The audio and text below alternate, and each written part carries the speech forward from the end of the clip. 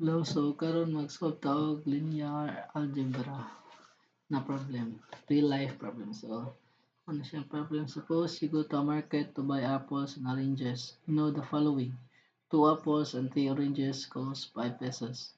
4 apples and 1 orange cost 4 pesos. You want to determine the cost of 1 apple and 1 oranges. So, to solve this problem, dapat mag-let ta. So, let x equals to 1 apple and let y equals to 1 orange. So, since naman tayo let x and let y, so makabuo ta og equation. Gikan ani nga gihatag nga given. So, 2 apple plus 3 orange 3y is equals to 5 pesos.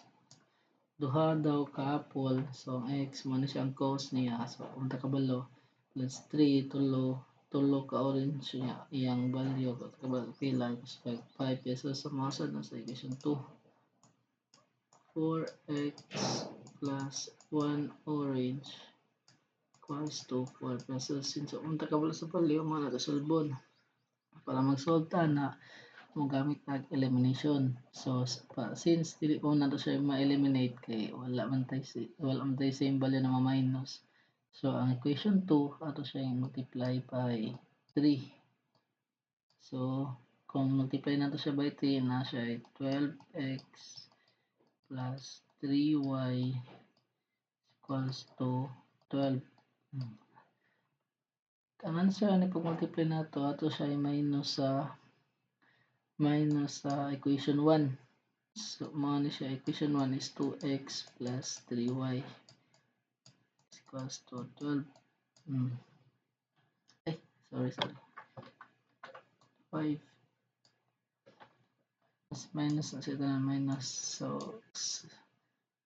So, para minus, siya 10x y0 is equals to 7.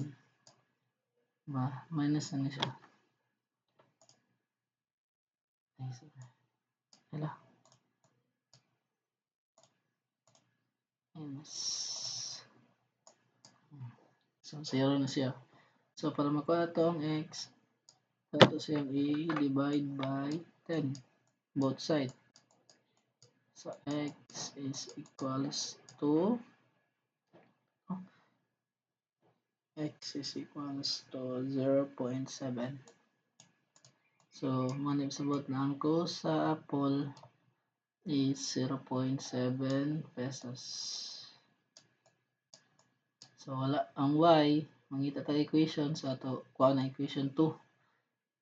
4 at i-multiply ang x 0.7 plus 1y is equals to 4.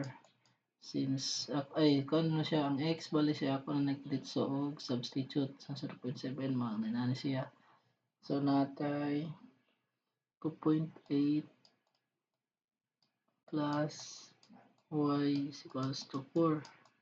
So ato siya i-kuan ibalhin ang transpose y equals to 4 minus 2.8. So y is equals to 1.2 pesos. So ato siya ang cost sa atong